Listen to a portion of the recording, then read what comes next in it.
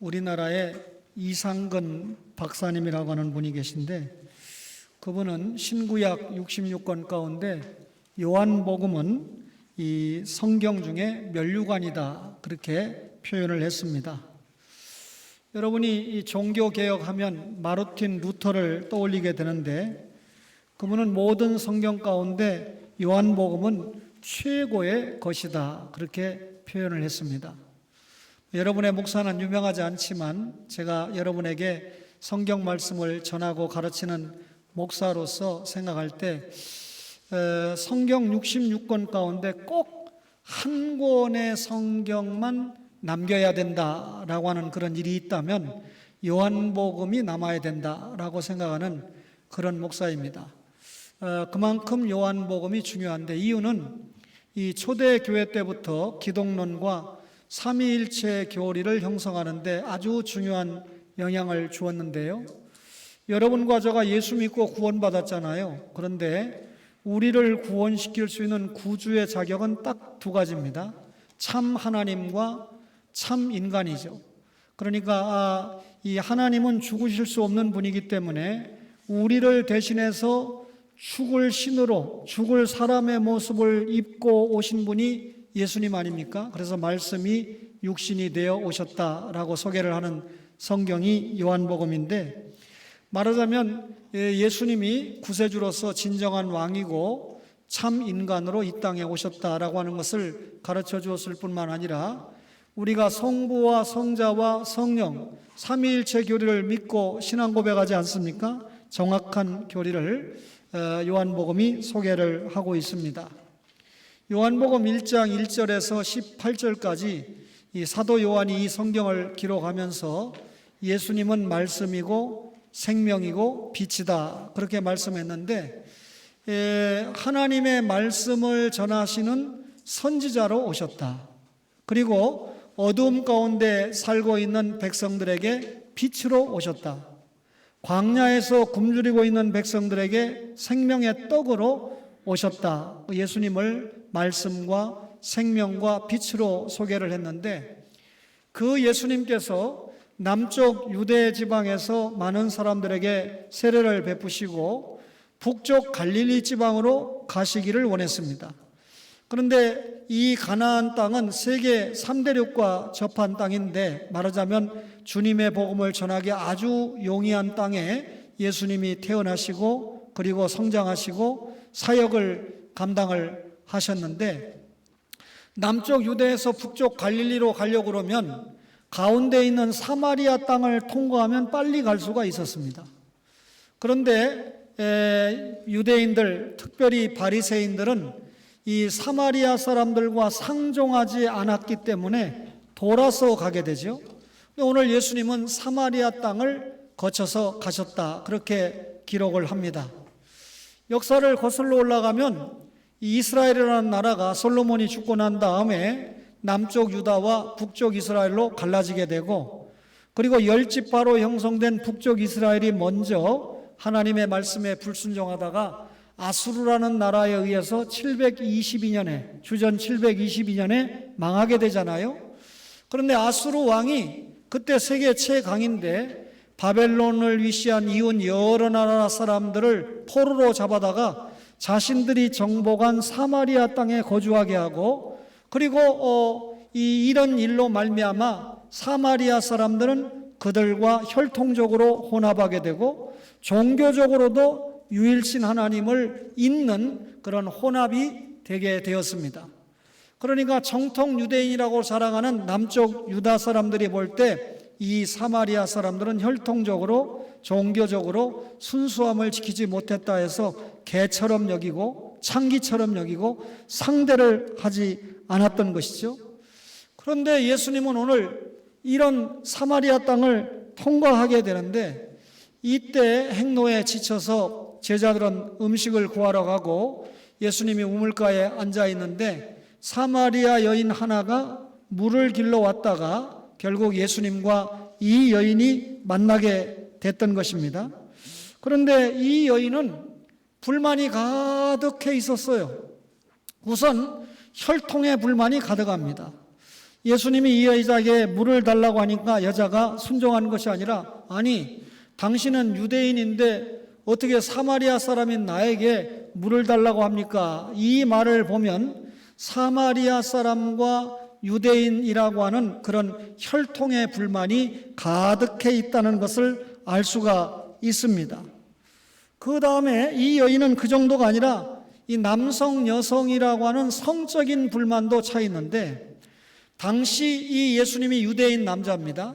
이 여자는 사마리안 여자입니다.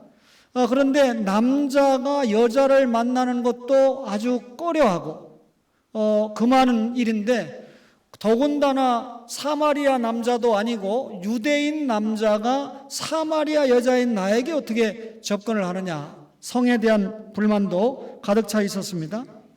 뿐만 아니라 야곱의 우물에 대한 그런 불만도 있었는데, 예수님께서 이 여자에게 생수를 소개했거든요. 그런데 야곱의 우물은 펌하셔도 계속해서 물을 길러 와야 되지 않습니까? 이 예수님과의 대화 속에서 우물에 대한 불만도 표출을 하게 됩니다. 거기서 끝난 것이 아니라 자신이 살고 있는 남편에 대한 불만도 했습니다. 예수님께서 남편을 데려오라 하니까 이미 남편이 5이 있었다가 지금 6번째 아닙니까? 그런데 남편이 없습니다 라고 답을 하지요. 남편들을 통해서 그동안 대단히 연단받고 고난을 받고 거기에 대해서 불평하고 있다는 사실을 우리가 알 수가 있습니다.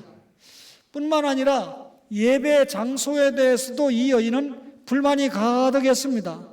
아니, 우리 사마리아 사람들은 그리심산에서 예배하고 당신 유대인들은 예루살렘에서 예배하면서 서로 그것이 정통 예배라고 하지 않느냐라고 하는 이 문제를 가지고 대화할 때 예수님께서 이 산도 저 산도 아니고 때가 오면 영과 진리로 하나님 앞에 예배할지니라 라고 하는 귀한 말씀을 이 여인에게 주셨던 것입니다. 오늘 추수감사절에 여러분과 저가 감사할 일이 참 많은 때인데, 예수님이 만난 이 여인을 보면 불만투성입니다. 불평투성입니다. 그런데 이런 여인 앞에 예수님께서 나타나셨는데, 예수님은 이 여인에게 어떤 분이었습니까? 우선 지역을 초월하는 것을 보여주셨습니다. 유대와 사마리아는 이 지역의 경계를 예수님이 허물어 버렸죠. 사실 예수님이 땅끝까지 복음을 전파하라 그랬는데, 그 명령을 받은 여러분과 저가 세계를 품은 사람이 되어야 되잖아요. 예수 세계화 아닙니까? 그런데 전라도를 따지고 경상도를 따지고 여러분 사마리아를 따지고 유대를 따진다고 하면 예수님의 명령에 역행되지 않겠습니까? 예수님이 불만에 꽉 찬 이 여인 지역을 초월하는 것을 극복해 주셨고, 예수님이 유대인 남자인데 사마리아 여자 불만에 찬 이 여자를 만나서 생수를 소개하셨다라고 하는 것은 말 그대로 성도, 남성, 여성이라는 성도 초월을 했습니다. 여러분, 이런 성을 초월하지 않으면 진정한 사랑과 진정한 화해를 이룰 수가 없지요. 진정한 사랑과 화해가 없는 곳에 예수 세계화가 이루어질 수 있을까요? 뿐만 아니라 이 예수님께서는 이 여인과 직접적으로 만나면서 전도를 하게 됩니다. 어떻게 전도를 합니까? 대화를 통해서 시작을 하죠. 그 대화의 재료가 뭐였습니까? 물입니다. 물을 달라고 하는 것으로 대화를 시작을 하게 되죠. 근데 예수님이 이 여인과 대화를 하면서 하나님의 선물과 생수, 영생이라는 것을 소개를 합니다. 근데 이 여인은 야곱의 우물을 생각을 했던 것이죠. 결국 이런 대화 속에서 예수님을 만난 사마리아 여인이 그 자리에서 예수님을 믿게 되었습니다. 아, 내가 예수 믿고 구원받았으니까 너무 행복하구나. 사람 취급을 받지 못한 여자요, 사마리아 여자인 내가 이 생수의 근원이신 예수님을 만나서 구원받았구나. 그런 정도로 끝나지 않고 당장 이 여인의 생각 속에 뭐가 생각났습니까? 동족 사마리아 사람들이 생각이 났습니다. 그래서 그 사마리아 사람들에게 찾아가서 자신이 메시아 그리스도를 만났다, 하나님의 선물인 생수를 통해서 전도를 하게 된 것이죠. 불만투성이었던 이 여인이 행복투성, 만족으로 가득 찬 이유가 무엇입니까? 예수를 만났기 때문입니다. 복음을 만났기 때문입니다. 그를 통해서 하나님의 선물인 영생을 받았기 때문에 감사의 조건이 충만했던 줄로 믿기를 바랍니다. 오늘 추수감사절로 우리가 드리게 되는데, 제가 추수할 때라고 하는 제목을 가지고 말씀을 전하는데 배경을 이미 설명을 드렸습니다.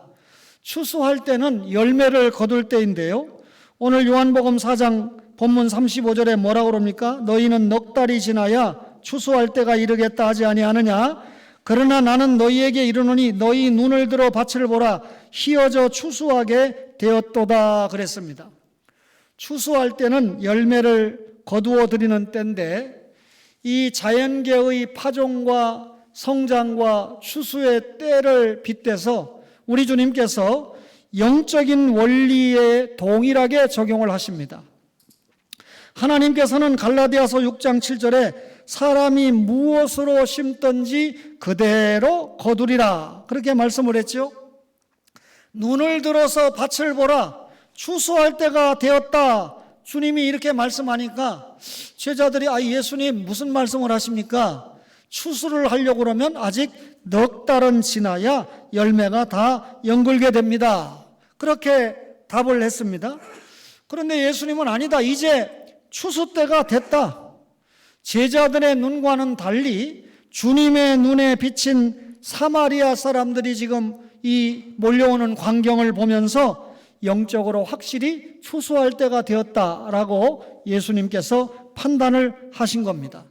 따라서 오늘 추수할 때가 됐다라고 하는 것은 육적인 추수가 아니라 영적인 추수로 이해를 해야 됩니다. 여기에 이 밭이 휘어져 추수할 때가 됐다라고 할 때 이 밭은 자연계의 논과 밭을 말하는 것이 아니라는 거죠. 아직도 자연계의 밭과 논은 넉 달이라는 추수기가 기다려야 추수기가 됩니다. 그러면 주님이 보시기에 이 추수의 현장은 어디일까요? 온 세상이 영적으로 추수를 기다리는 추수 현장이다.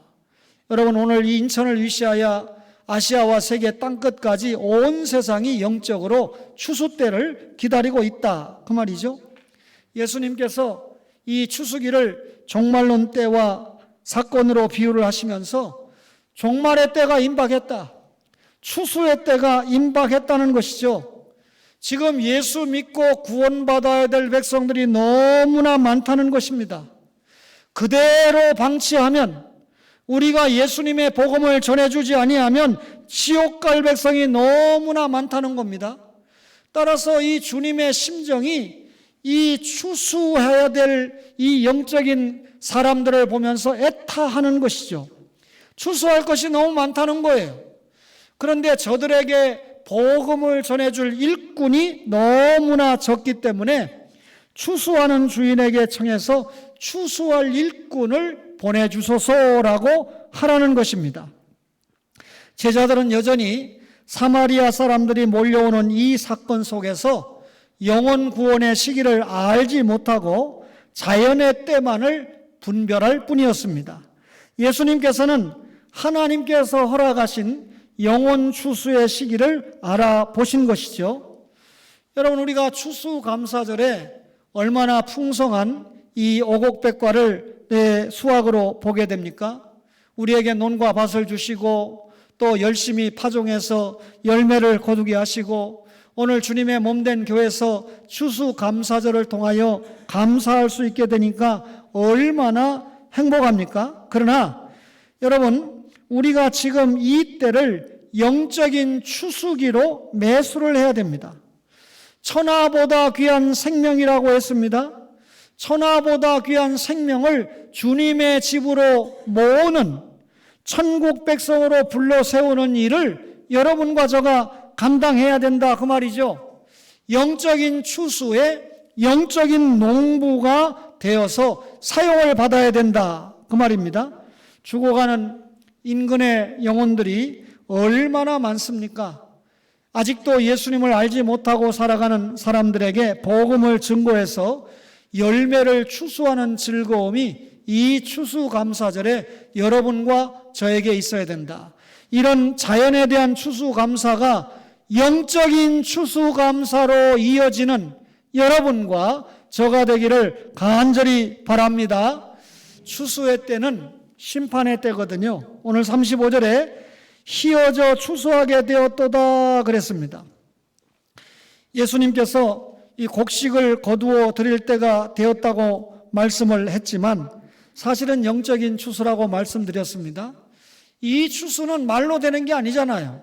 수확은 행동으로 해야 되는데 곡식을 거두어 드릴 때 알곡은 창고에 거두어 드리지만 가라지는 어떻게 됩니까? 이 바람에 불어서 가라지를 갈라내가지고 불에 태우지 않습니까? 말하자면 알곡은 곡간에 들이지만 쭉정이는 불에 태워버립니다. 그렇다면 알곡과 쭉정이가 가는 길이 다릅니다. 알곡과 쭉정이가 심판받는 때가 추수 때다 그 말이죠. 분명히 알곡과 쭉정이가 한 이삭에 붙어 있었습니다. 그러나 추수 때까지 같이 붙어 있었지만 추수할 때 보면 알곡과 쭉정이가 분명하게 달라진다 그 말이죠. 요한계시록 14장 15절 이하에 보면 두 가지 추수를 소개하고 있는데 하나가 땅의 곡식 추수고 다른 하나는 땅의 포도송이 추수입니다. 땅의 곡식 추수는 예수 믿고 신자가 영생을 받는 추수를 말하고 땅의 포도송이 추수는 예수 믿지 않는 사람들의 불신자의 지옥 영벌 추수를 구별하고 있습니다. 그렇다면 확실히 세상 끝날은 땅의 곡식 추수와 땅의 포도송이 추수, 영생과 영벌, 천국과 지옥으로 구별하는 심판의 날이 된다 그 말이잖아요. 예수 믿고 산 사람들은 천국 영생의 심판을 받을 때입니다. 예수 안 믿고 살았던 불신자들은 지옥 영벌의 고통을 시작하는 때가 추수 때다 그 말이죠. 우리는 지금 심판의 때에 살아갑니다. 여러분과 저는 성도잖아요. 이미 예수 믿고 구원 받았잖아요.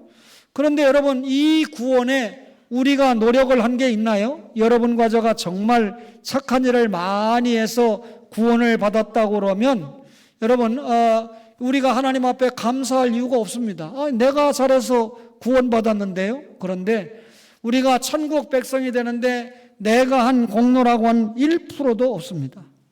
따라서 여러분 이 우리가 하나님 앞에 구원받은 것이 얼마나 감사하고 가치가 있습니까?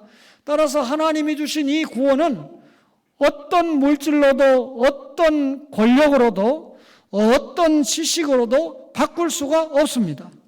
온 세상의 물질을 다 동원을 해도 성도 한 사람이 얻는 구원을 살 수가 없다 그 말이죠. 그렇다면 이제 구원받은 상도가 어떻게 살아야 됩니까? 아담이 범죄 타락했을 때 여자의 후손을 소개하셨는데 그 여자의 후손을 믿고 구원받으면 끝입니까? 아니죠. 원래 아담이 범죄하기 이전에 에덴 동산에서 하나님 나라 일꾼으로 왕으로 제사장으로 선지자 사명을 감당한 것처럼 예수 믿고 여러분과 저가 그렇게 하나님 나라 일꾼으로 살아야 돼요. 그 하나님 나라 일꾼으로 사는 대표적인 한 일이 뭡니까? 믿지 않는 사람에게 예수를 전해서 예수 믿고 구원받게 하고 또 그들이 예수를 잘 믿도록 양육해 주는 것이 하나님 나라 일꾼으로 살아가는 겁니다. 사망에서 생명으로 옮기는 거, 여러분 추수 때가 심판의 때입니다. 따라서 이 추수 때가 심판의 때라는 것을 확실히 아는 성도는 전도 열정에 불타게 되어 있습니다. 우리에게 가장 사랑하는 사람이 있다면 가족이라고 말할 수 있지요.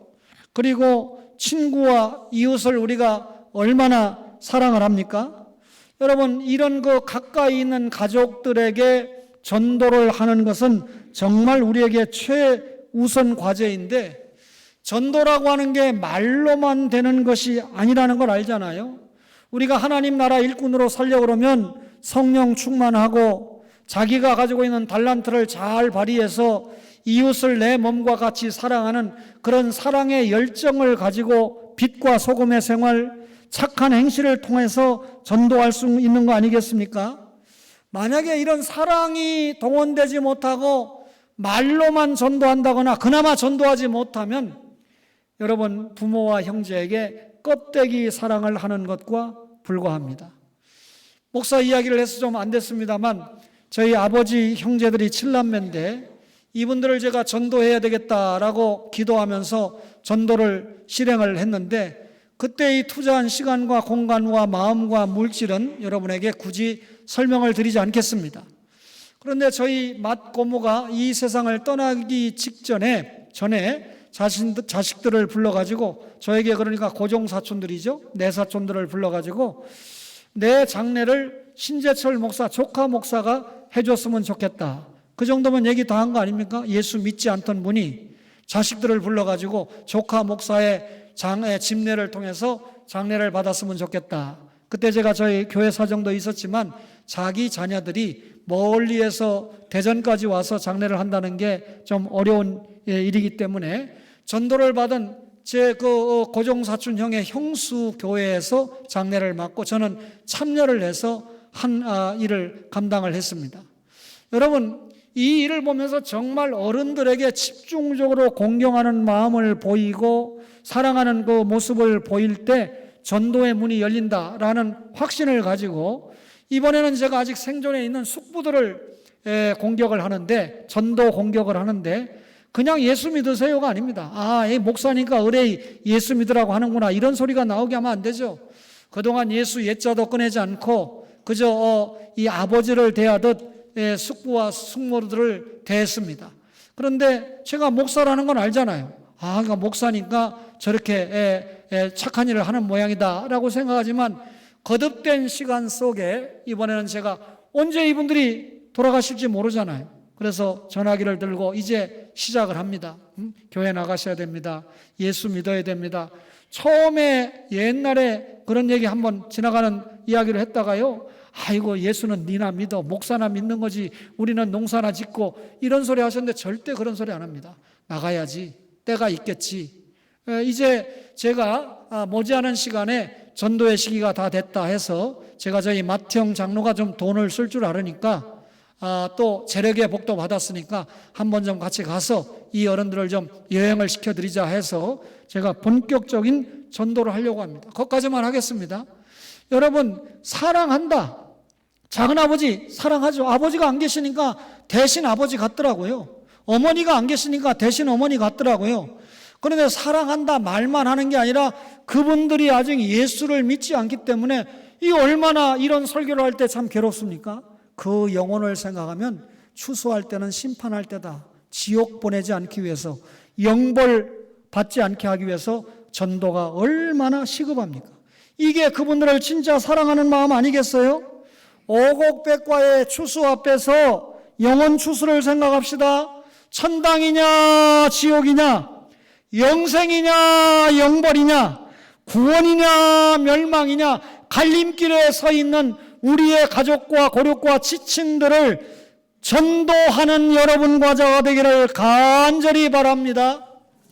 우리의 전도가 최선을 다할 때가 되었다. 추수감사절에 풍성한 오곡백과에 대한 이런 자연계시의 축복 앞에 감사뿐만 아니라 영원 추수를 감사할 수 있는 그런 여러분과 저가 되어야 된다. 그 말이죠. 마지막으로 추수할 때는 즐거운 때입니다. 본문 36절에 거두는 자가 이미 삭도 받고 영생에 이르는 열매를 모으나니 이는 뿌리는 자와 거두는 자가 함께 즐거워하게 하려 함이라 그랬습니다. 거두는 자가 이미 임금을 받았다고 그래요.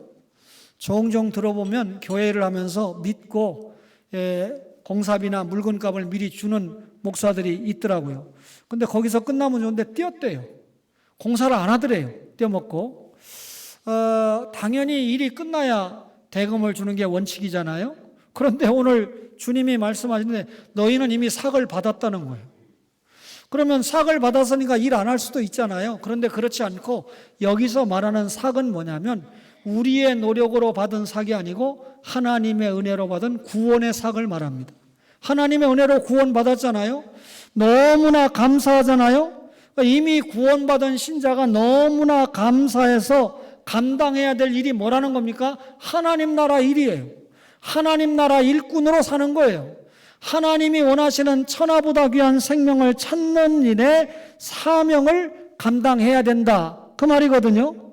그런데 이때 열매를 거두어들이면 씨를 뿌리는 자와 거두어들이는 자가 함께 즐거워한다는 것입니다. 마태복음 13장을 보면 예수님께서 씨 뿌리는 비유를 통해서 씨를 뿌리는 분은 누굽니까? 예수님 자신이에요. 그 씨 뿌린 결과를 거두는 사람은 누굽니까? 제자들입니다. 그런데 오늘 본문 37절에 보면 한 사람이 심고 다른 사람이 거둔다 그랬어요. 씨는 분명히 내가 뿌렸는데 내가 거두는 것이 아니고 내 아들이 씨를 거둔다, 이 말입니다. 여러분들의 간증 가운데 제가 이렇게 영육간의 복을 받고 사는 것은 우리 할아버지 할머니가 혹은 아버지 어머니가 열심히 저를 위해서 기도해 주시고 신앙으로 양육해 준 결과입니다. 이렇게 고백하는 분들을 제가 많이 만나봤습니다. 예수 제대로 믿는 분입니다. 아버지 어머니가 씨를 잘 뿌려 놓았기 때문에 내가 복을 받는다. 여러분, 우리가 영적으로 볼 때 씨를 뿌리는 자가 반드시 거두지 않는 경우는 보지만 분명한 것은 씨를 뿌리는 자나 거두는 자가 함께 기뻐한다, 그 말입니다. 바울은 나던 심었고 아볼로가 물을 주었고 자라나게 하는 분은 하나님이다 라고 말씀했는데, 하나님 나라 일도 마찬가지예요. 씨 뿌리는 자가 반드시 거두어 드리는 자가 되는 것은 아니지만 그럼에도 불구하고 영적인 추수를 볼 때 뿌리는 자와 거두는 자가 함께 수확의 기쁨에 참여한다라고 하는 특성이 있습니다. 여러분, 하나님의 곡간을 위하여 사람을 거두어 드리는 것은 어느 집단, 어느 시간에 관계없이 국한된 것이 아닙니다. 하나님 나라가 완성될 때까지 영적인 추수는 계속되어야 되죠. 예수님 당시에 제자들이 명령을 받고 이 예루살렘부터 출발한 복음이 유대와 사마리아와 지금 땅끝이라고 일컫는 나라들에까지 사람이 사는 곳에는 하나님의 복음이 들어가고 있지 않습니까? 추수할 때는 즐거운 때입니다. 주인도 추수꾼도 함께 즐거워합니다. 왜 그럴까요? 주인은 밭의 곡식을 자신의 곡간에 거두어 드리니까 기쁩니다. 그리고 일꾼은 이 주인의 이 소유를 타작을 해서 곡간에 들여주고 그 수고한 삭을 받게 되니까 여러분, 주인도 기쁘고 일한 일꾼도 기쁜 날이 추수 때다, 그 말이죠. 예수님이 재림하실 때 예수님은 영생 얻기로 작정된 자들을 추수해서 기쁜 것이고 그들을 천국 영생으로 인도하시니까 기쁘고, 그리고 여러분과 저는 이미와 아직의 긴장관계 속에서 예수님의 초림과 재림의 긴장관계 속에서 열심히 교회 운동을 통해서 복음을 전해서 예수님이 딱 오시면 끝나는 거 아닙니까? 결산하는 거 아닙니까? 그때 우리를 통해서 예수 믿는 영혼들이 많이 생긴 결산 때문에 우리도 기쁠 수밖에 없다. 삭을 받기 때문에, 상급을 받기 때문에 기쁠 수밖에 없다, 그 말이죠.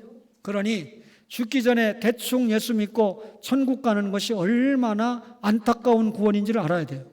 그래서 그걸 부끄러운 구원이다, 상급이 없는 본전 구원이다, 그런 말을 쓰는 겁니다. 여러분, 구약에 수없이 나오는 선지자는 씨를 뿌리는 자들입니다. 예수 오십니다 라고 씨를 뿌렸죠. 그리고 그 예수님이 이 땅에 오셔서 자신의 사랑과 희생과 생명을 바쳐서 우리를 구원했어요. 말하자면 예수님께서 눈물과 피로 씨를 뿌렸다는 거죠.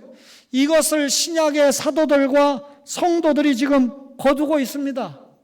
복음 전도자는 거두는 자가 된다, 그 말이죠. 구약에 예언된 예수님이 신약에 이 땅에 오심으로 성취가 되었고, 지금 교회 역사를 사는 여러분과 저가 예수님의 명령을 받아서 땅끝까지 이르러 복음을 전하는데, 너희는 온 천하에 다니며 만민에게 복음을 전파하라, 선교 명령 받았잖아요. 너희는 모든 족속으로 제자를 삼아 아버지와 아들과 성령의 이름으로 세례를 주고, 예수 전에서 세례를 주고 내가 너희에게 가르쳐 분부한 모든 것을 가르쳐 지키게 하라. 예수 믿고 구원받게 하는 데서 끝나게 하는 것이 아니고 계속해서 하나님의 말씀을 전하고 가르쳐서 양육까지 해야 된다, 그 말이죠. 우리가 거둔 열매는 천하보다 귀한 생명입니다. 예수님은 죄인 하나가 회개하고 하나님께 돌아오면 회개할 것 없는 99보다 더 기뻐하신다, 그렇게 말씀했어요. 그러니 추수야말로 얼마나 큰 기쁨입니까? 즐거움입니까? 잔치입니다. 예수님도 기뻐하시는 때가 바로 영적으로 추수하는 때다, 그 말이죠. 우리는 오늘 이 말씀 속에서 두 가지 사실을 기억해야 되는데, 하나는 교회를 다니면서도 예수님을 영접하지 않는 사람. 여러분, 교회는 나와 앉아있지만 교인입니다. 아직 성삼위 하나님의 이름을 믿지 않는 성도가 되지 못한 사람이 있어요. 이런 사람들도 우리가 환영하고, 왜냐하면 교인으로 앉아있어야 어느 순간 성령이 만져서 말씀을 듣는 중에 예수 영접할 거 아닙니까? 따라서 교인에게 사랑하고 예수 영접하게 해야 되고, 또 하나는요, 처음 오래전에 예수를 만나서 첫사랑을 가지고 뜨겁게 예수 믿고 장로도 되고 권사도 되고 집사도 되고 그랬는데, 한 20년 30년 되니까 무화과 나무에 잎만 무성한 것처럼 열매를 주지 못하고 직함만 가지고 있고 전혀 신앙생활에 덕을 세우지 못하는, 하나님 영광과는 거리감은 성도들을 보게 되는데, 유감입니다마는 저는 이 대한민국 국회의원 가운데 장로도 많고 집사도 있고 권사는 모르겠어요, 제가. 그런데 예수 믿는 사람들이 꽤 있어요. 왜냐하면 이분들의 종교를 조사하니까. 그런데 저는 아무리 봐도 이분들이 나타내는 정치 분야의 모습을 볼 때 예수 믿는 사람이 한 명도 없는 것이 아닌가라고 생각할 만큼 제가 낙심을 하고 의심을 하고 있습니다.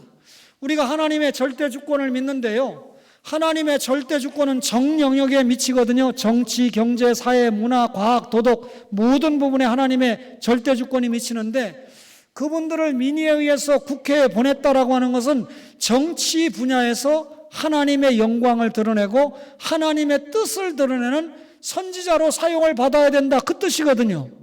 그런데 결정적일 때 보면 하나님 영광 없고요, 여러분 자기가 신자 장로라고 하는 거 직함다 어디 가고 그저 당명에 의해서만 싸움질하는 전투꾼, 투사로 이렇게 살아가고 있는 모습을 볼 때 정말 안타깝지요.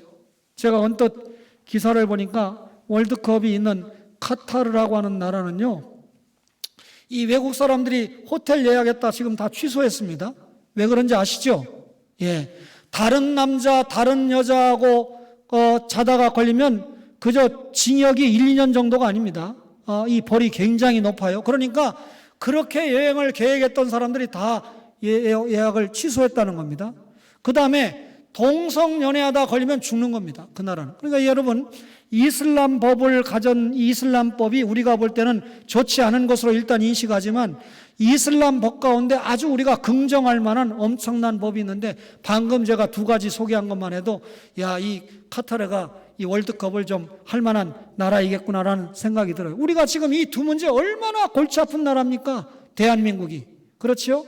그런데 철저하게 엄벌에 처한다는 거죠. 근데 우리는 엄벌에 처하지 않으니까 동성애 문제라든지 아니면 이 남의 여자, 남의 남자와의 관계가 엄청나게 지금 이 혼란을 야기하고 있지 않습니까? 여러분, 믿음이 약한 신자들을 믿음을 회복시키는 일도 추수라는 거예요. 교회에 나와 앉아있지만 아직 예수 만나지 못한 사람에게 예수 만나게 하는 거 추수라는 겁니다.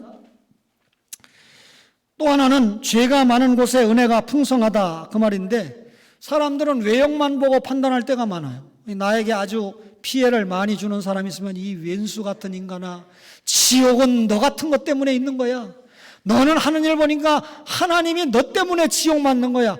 어이, 거기 가서 영벌이나 받아라. 큰일 납니다. 여러분, 그것은 하나님의 절대 주권에 도전한 신성 파괴 행위입니다. 여러분, 이 사람이 천국 갈 사람이냐 지옥 갈 사람이냐는 누구만 알고 계신 거죠? 하나님만 알고 계신 겁니다. 따라서 우리가 아직까지 살아있다, 이 말은 나는 전도할 책임이 있다, 그 말이고요. 상대방이 아직까지 생명이 붙어서 살아있다, 이 말은 나를 통해서 전도를 받을 기회가 있다, 그 뜻입니다. 그러니까 악하든 흔하든 어쨌든 그 사람은 나의 사랑을 통해서 전도받을 대상자다, 이렇게 생각하고 전도해야지 이놈의 인간은 지옥 갈 인간이야 이렇게 판단하고 예수 복음을 주지 않으면 안 되는 겁니다. 오늘 우리 계서분 할머니와 그 아들 최상엽 성도님이 이 신앙 고백을 통해서 세례를 받게 되는데, 제가 목회하면서 최고령자에게 세례를 베푸는 그런 기록이 되겠습니다. 또 하나는 어머니와 아들이 함께, 보통 어머니가 예수 믿고 아들은 뒤에 예수 믿고 세례 받는데 함께 예수 믿는 귀한 기록을 제가 가지게 되는데, 사실 제가 과거에 테니스 운동을 좀 했습니다. 당뇨가 있으니까. 요즘은 좀 하지 않습니다만. 근데 이 테니스장에서 보니까 최상합 성도님의 부인이 눈에 들어왔어요. 별로 뭐 운동도 많이 안 하지만 실력도 좋고, 요즘은 그 운동 안 하고 다른 운동 한다고 들었습니다만, 제가 운동할 때 단순하게 이 질병을 이겨야 되겠다 이런 것도 있지만 예수 믿지 않는 사람에게 예수를 전해야 되겠다, 그게 첫 번째거든요. 사실 많이 전도했습니다. 근데 이 신여사님에게 꼭 이 전도를 하고 싶었어요. 그랬는데 어느 날 이렇게 만나게 돼서 얘기를 하니까 친구는 다 권사라는 거예요.